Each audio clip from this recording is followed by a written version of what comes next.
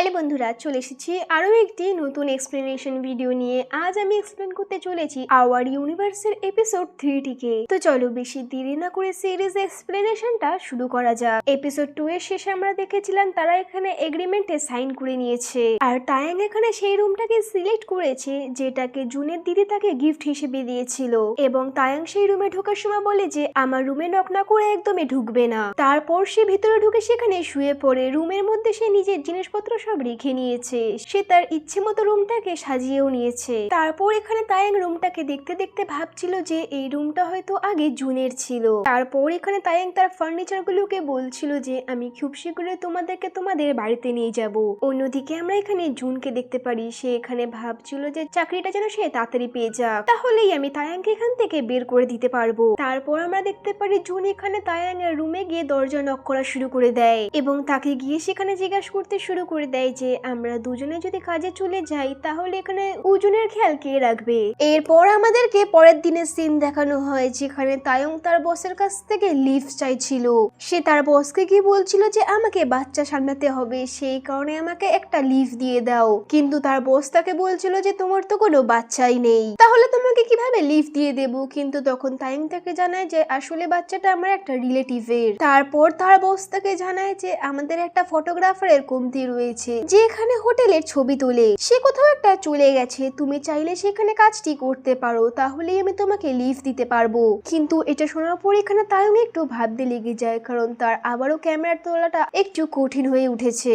সে 3 বছর আগে এখানে ক্যামেরাগুলোকে প্যাক করে রেখে দিয়েছিল, আর এখন আবারও তার এই ক্যামেরাটাকে নিয়ে ছবি তোলাটা একটু কঠিন হয়ে উঠেছে। তার সত্ত্বেও সে এখানে বাধ্য হয়ে ক্যামেরাটাকে তুলে এখানে হোটেল রুমের ছবি তুলতে শুরু করে দেয়। এরপর সেই হোটেলে আমরা পাশের রুমে একটা মিচু বলে একটি মহিলাকে দেখতে পারি। সে অনেক বেশি বড়লোক ছিল, আর সে একটা কোম্পানি চালাতো ফটোগ্রাফির। তার ম্যানেজার তাকে বলছিল যে তুমি কেন সবসময় এরকম একটা নোংরা হোটেলে থাকো, কিন্তু তখন মিচু তাকে জানায় যে আমার এখানে ভালো ঘুম আসে। তারপর তার ম্যানেজার তাকে বলে যে আমাদের অনেকগুলো ফটো মিস হয়ে গেছে, এর ফলে আমাদের অনেক বেশি লস হয়েছে। কিন্তু মিচু তখন থেকে বলে যে হ্যাঁ এতে তোমারই দোষ, তুমি যদি এরকম রুম খোঁজো তাহলে তো আমার ঘুম চলেই আসবে, সেই কারণে তাড়াতাড়ি করে এমন একটা রুম খুঁজো যেখানে সানলাইট আসবে এবং হাওয়াও আসবে। তারপর এই ম্যানেজার তার ম্যানেজারকে ফোন করে বলছিল যে তাড়াতাড়ি একটা রুম খুঁজে নিতে। তখনই সেই ম্যানেজারটা এখানে তাইংকে দেখতে পেরে যায় এবং তাকে ফটো তুলতে দেখে এখানে অনেক বেশি ইমপ্রেস হয়ে যায়। তারপর তাকে গিয়ে বলতে লাগে তুমি এখানে মিস মিচুর জন্য কাজ করবে।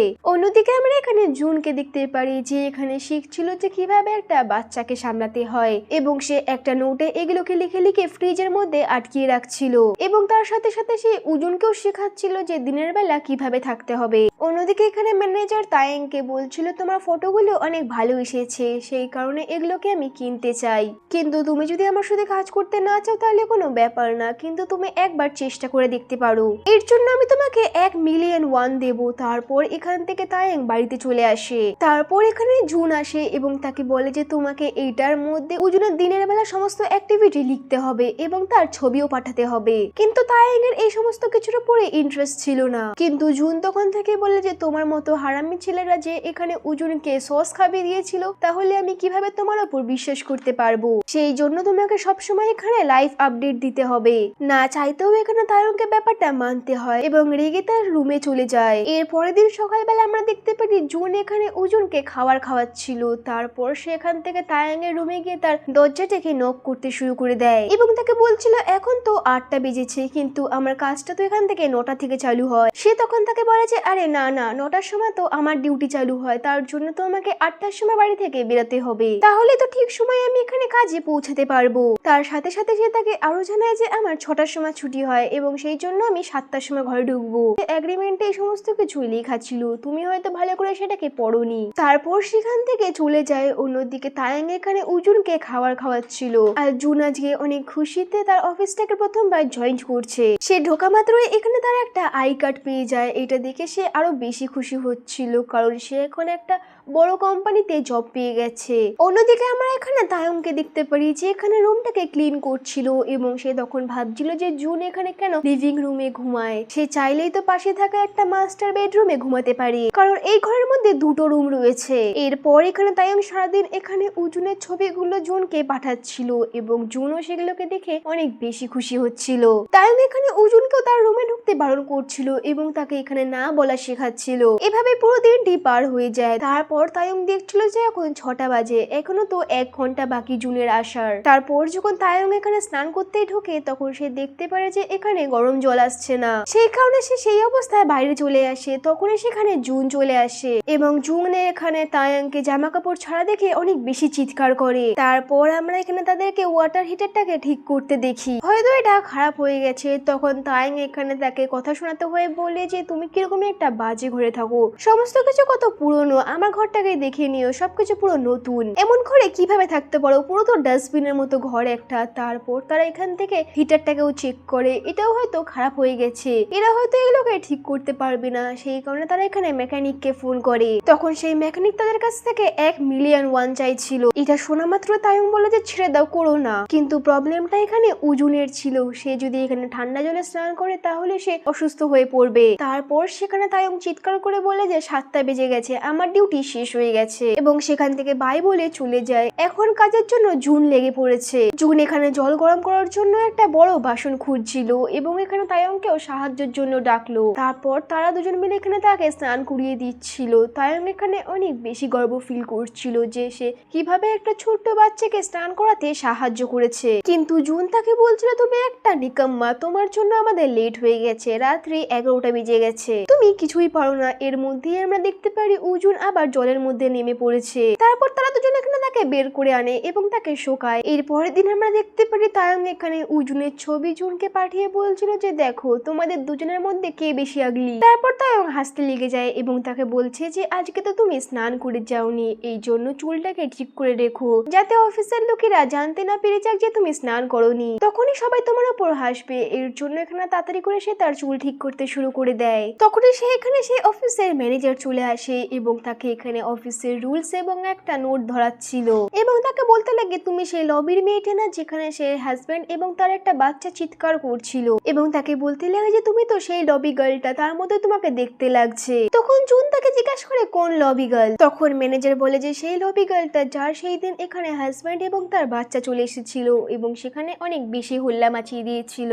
সেই মেয়েটি এখানে পপুলার হয়ে গেছে, তার ভিডিওটা এখানে অনেক বেশি ভাইরাল হয়ে গেছে, সেগুলোতে এখানে মিলিয়ন্স ভিউজ এসেছে। তারপর জুন দেখে এটা সত্যি কথা, কিন্তু এখানে জুনের মুখটা দেখা যাচ্ছিল না, পিছন থেকে শুধু চুলটা দেখা যাচ্ছিল। তখন তার ফ্রেন্ড তাকে সেই ভিডিওটা দেখায় এবং তাকে বলে যে এই ভিডিওটার মেয়েটা আসলে তুমি, এটা কোরিয়াতে অনেক বেশি ভাইরাল হচ্ছে। তারপর তার ফ্রেন্ডটা তাকে আরো বলে যে এই ছেলেটাকে দেখতে অনেক বেশি সুন্দর, আসলে এখানে সে তায়ং এর কথা বলছিল। অন্যদিকে আমরা এখানে তায়ংকে দেখতে পারি যে এখানে এআই এর দ্বারা সে হিটারটাকে ঠিক করার চেষ্টা করছে, কিন্তু তায়ং এর কাছে এখানে টুলস ছিল না, এর জন্য সে তার প্রতিবেশীর কাছে সাহায্য চায়। তখন তার প্রতিবেশী তাকে জিজ্ঞাসা করে এই কিসের জন্য।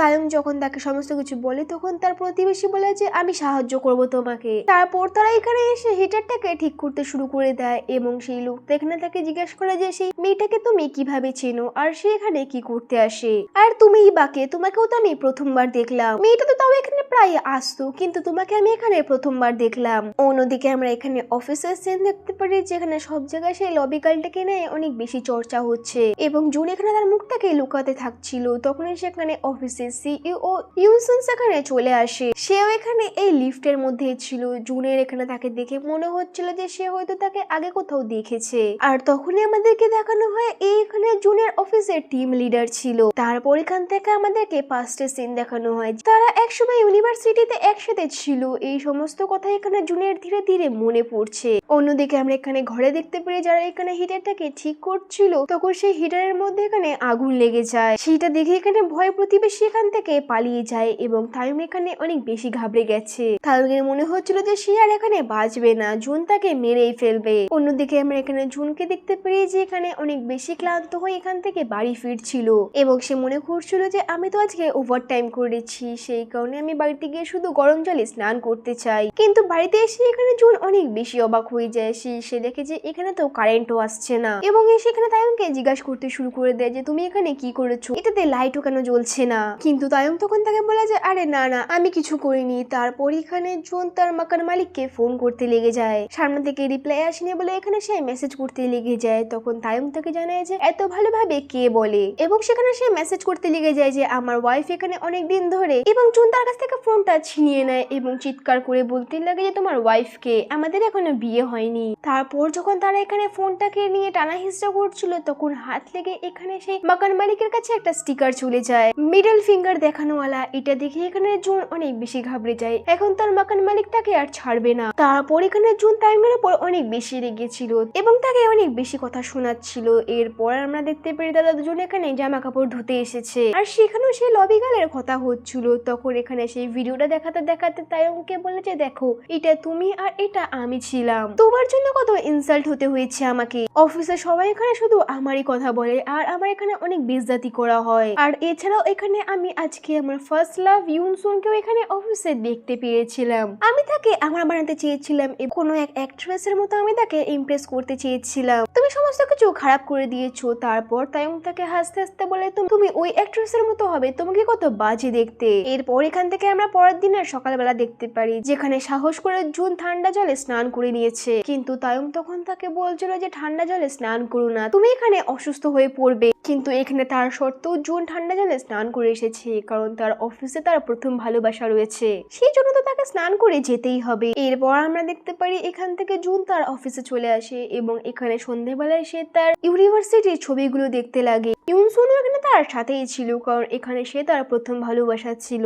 এর পরের দিন সকালবেলা এখানে 4th ডে ছিল যেখানে হিটারটা খারাপ হয়ে গেছিল, আর আজকে এখানে জো স্নান না করে এসেছে, আর এখানে এসে সে জানতে পারে উজুন বিজনেস ট্রিপের জন্য যাচ্ছে।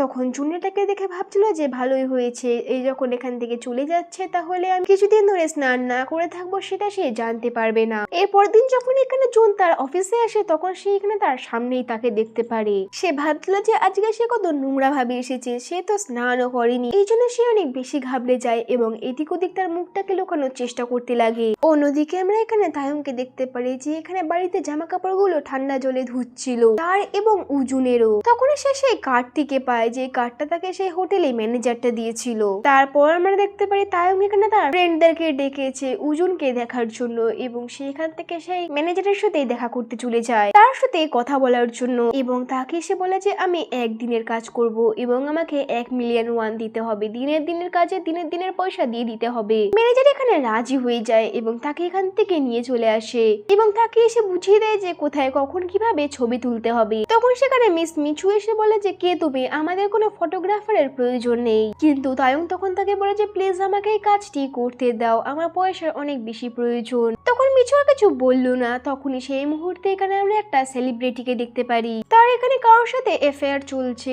এর জন্য তার এখানে অনেক বেশি অপমানিত হতে হয়েছে এবং বাইরে এখানে তার ইমেজটাও খারাপ হয়ে গেছে।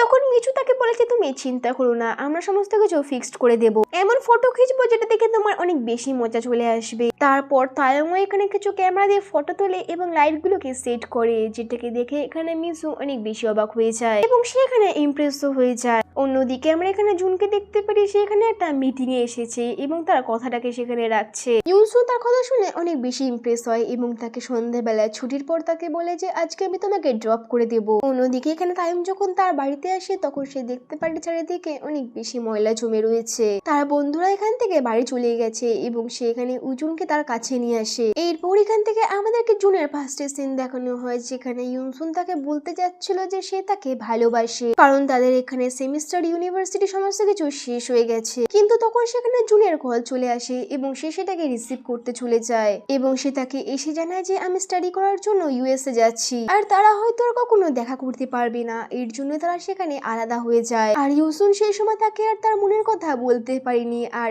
এরপর এত বছর পর তারা এখানে আবার সামনাসামনি হয়। এরপর এখানে ইউসুন তাকে বলছিল বলছিল যে আমি ভাবতেও পারিনি যে এত বছর পর আমরা এইভাবে দেখা করব, এবং সে তাকে বলছিল যে আমার মনে হয়েছিল যে আমাকে তুমি ভুলে যাবে, কিন্তু জুন তখন তাকে জানায় যে এমনটা হতে পারে না। এরপর এখান থেকে জুন বাড়িতে চলে আসে এবং এখানে এসে ক্লিন করতে লেগে যায় এবং এখানে তাকে বকতে লাগে যে এগুলো কিভাবে হল। তখন তায়ং তাকে বলছিল যে এই সমস্ত কিছু এখানে এগ্রিমেন্ট ছিল না। সে তাকে আরো বলছিল যে তুমি এভাবে তোমার ফ্রেন্ডদেরকে এখানে রেখে যেতে পারবে না। তখন তায়ং তাকে জানায় যে আমি অনেক বছর পর ক্যামেরা তুলেছি, তুমি কি জানো আমি এটা কেন করেছি? ছাড়ো, বাদ দাও, তোমাকেই বা আমি কেন বলবো, তুমি তো মানুষের পর্যায়ে পড়ো না, তোমার মধ্যে তো এখানে ইমোশনও নেই, সেই কারণে একটা কাজ করো, যাও গিয়ে স্নান করে নাও। তারপর এখান থেকে জুন গরম জলে স্নান করে আসে। তারপর স্নান করে আসার পর সে দেখতে পারে তায়ং এখানে ড্রিঙ্ক করছে, কিন্তু জুন তখন তাকে বলে যে আরে দাঁড়াও দাঁড়াও। তারপর এখানে সে তার জন্য একটা ভালো ড্রিঙ্ক আনে। তারপর তারা এখানে ড্রিঙ্ক করতে লেগে যায় এবং জুন তাকে বলে যে আমি তোমাকে ধীরে ধীরে তোমার টাকা ফেরত দিয়ে দেবো হিটারটাকে ঠিক করার জন্য ইনস্টলমেন্টে। এত পয়সা আমার কাছে একবারে আসবে না, সেই জন্য আমি তোমাকে ধীরে ধীরে শোধ করে দেব। কিন্তু তাইম তাকে জানায় যে না না, আমার লাগবে না, আর এমনিতেও বা আমি এখানে 1 মাসের জন্য থাকবো, তুমি আমাকে 5 মাসের ইনস্টলমেন্ট কেন দেবে? এরপর আমাদেরকে এখান থেকে পরের দিনের সিন দেখানো হয়, যেখানে তায়ং তার জামা কাপড় ছাড়া এখানে তারা দুজন একসাথে শুয়েছিল। এখানে সিচুয়েশন অনেক বেশি খারাপ ছিল, জুনও এখানে তার সাথে ছিল। তাদের এখানে দেখে মনে হচ্ছিল হয়তো স্বপ্ন ছিল, কিন্তু তাদের যখন ভালোভাবে চোখ খোলে তখন তারা অনেক বেশি অবাক হয়ে যায়। আর এখানে এপিসোড 3টি শেষ হয়ে যায়। সিরিজ এক্সপ্লেনেশনটা যদি ভালো লেগে থাকে তো ভিডিওটাকে একটি লাইক এবং চ্যানেলটিকে সাবস্ক্রাইব করে নেবেন। দেখা হচ্ছে নেক্সট কোনো এক্সপ্লেনেশন ভিডিওতে, ততদিনের জন্য ভালো থাকুন, সুস্থ থাকুন।